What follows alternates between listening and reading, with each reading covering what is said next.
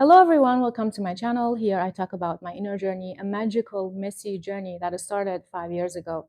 And I don't know when it's gonna end or if it's ever gonna end. Today I wanna talk about how I hold space for my grief.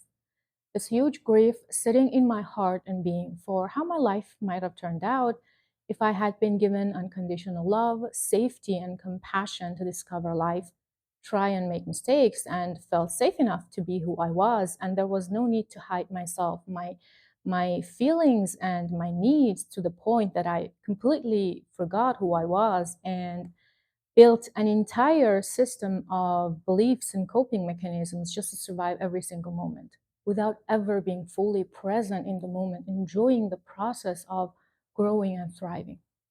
This huge grief for how my life might have turned out if there was a caregiver who cared enough to make me feel safe, worthy, and enough going through life, and not the one who ignored my entire existence and even my presence to the point that I started believing my existence and my presence were worthless. Throughout my journey, there were so many moments of sitting on the floor and sobbing. So many therapy sessions spent creating safe space for me so I can cry because of how huge it was.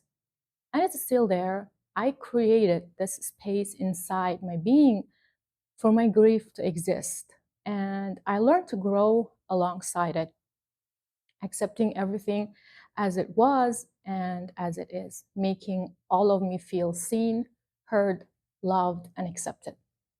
I just turned 32 and I spent most of these 32 years surviving and now rebuilding an entire world inside.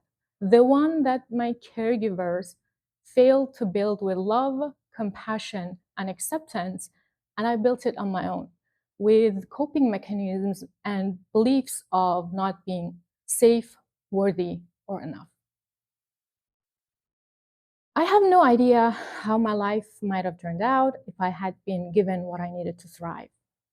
But I have a few clues now that I'm discovering myself and remembering who I am. And the part that makes me excited is that I still have the chance to heal and give myself what I need to grow. And I'm grateful that I had people safe enough since my young adulthood years to help my inner world feel safe and allowed to start this inner journey. My my excitement and happiness for possibilities of what can happen now that I'm healing exists alongside my grief for the possibilities of what might have happened if I had been loved and accepted from the beginning. And the fact that I have space inside, enough space and acceptance inside for both to exist, excites me even more.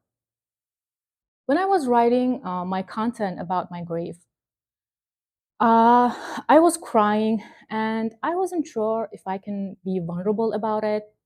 I believe that most of us experience this not being seen by caregivers on a spectrum, and I was on the most extreme side on it. Then I thought that there are so many of you out there that can relate to this grief.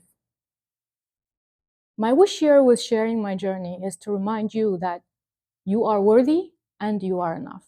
And you were worthy and enough since the day you were born, long before anyone decided to make you believe that you're not. And you don't need to prove it, earn it, or have someone to see and approve of it. You just need to remember it.